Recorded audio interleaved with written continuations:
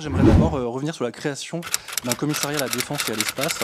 C'est un forçage juridique, sémantique et surtout démocratique. En effet, la défense n'est pas une compétence de l'UE, elle reste une prérogative des États membres.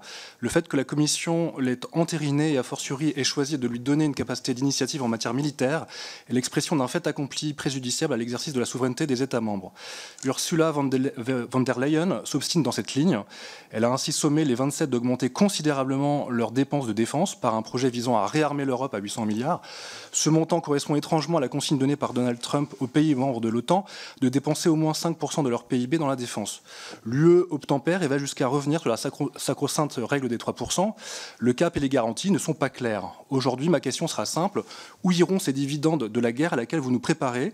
Bruxelles voudrait offrir un traitement préférentiel aux entreprises continentales en imposant que 65% de la valeur totale d'un produit soit d'origine européenne. Mais alors, comment être sûr que les milliards n'aillent pas encore nourrir les géants du complexe militaro-industriel états-unien, lequel vassalise ses clients européens via les chantages de l'OTAN ? On remarquera au passage que lorsqu'il s'agit de faire de la guerre, l'argent coule à flot. Le fantasme d'une économie qui renaît et croît par les marchés de l'armement ne peut se faire qu'au détriment d'autres urgences existentielles, en particulier la lutte contre les effets des changements climatiques. Deuxièmement, et pour conclure, le choix de créer un commissariat à la défense et à l'espace, d'amalgamer l'un et l'autre, est lourd d'implications. Alors que le spatial européen pourrait être tourné vers des applications de recherche, d'innovation technologique et d'usage pacifique pour le bien commun, la défense vient littéralement saturer l'espace contre les stratégies spatiales des défenses nationales.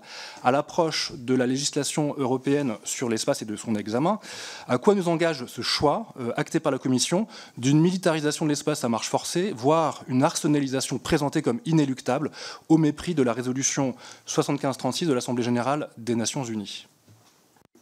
Merci, Monsieur le Commissaire. Well, first of all, we need to remember. Bien, tout d'abord, n'oublions pas une vérité qui nous vient de la Rome antique. Si vous voulez la paix, préparez la guerre. La question est donc très claire. Oui, afin de nous défendre, nous avons besoin d'investir dans nos capacités de défense. Cela coûte énormément d'argent, mais si nous ne nous préparons pas à nous défendre, eh bien, cela nous coûtera beaucoup plus cher encore. Nous voyons ce que cela signifie en termes de souffrance en Ukraine, ce que signifie d'être confronté à une agression, une attaque, à une occupation, à la brutalité, etc., etc. C'est la raison pour laquelle investir en matière de défense est essentiel. Et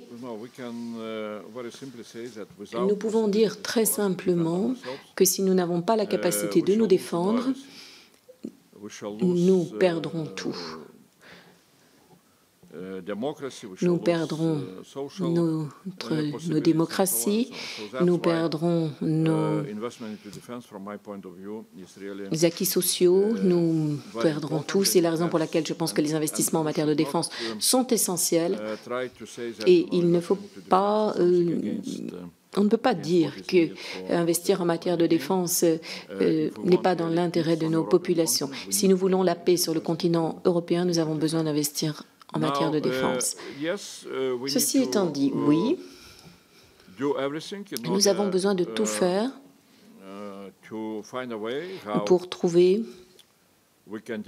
une solution, trouver comment développer notre industrie de défense européenne afin que nous dépensions en faveur des industries européennes. Mais ce sont des décisions entre les mains des États européens. Le rapport Draghi a cité des chiffres très clairs.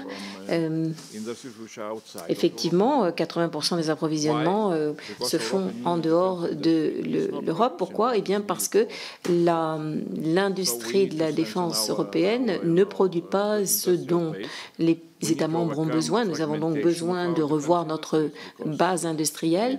Nous avons besoin de répondre à ce problème de la fragmentation de notre industrie et travailler à la compétitivité également de notre industrie.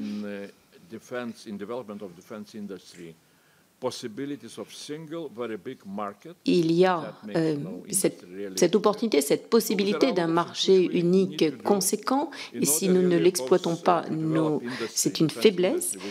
Donc effectivement, il faut développer cette industrie de la défense et d'après le rapport Draghi, c'est un facteur qui pourra contribuer à une beaucoup plus grande compétitivité de l'Europe, créer des emplois également et contribuer à la paix sur l'ensemble du continent européen.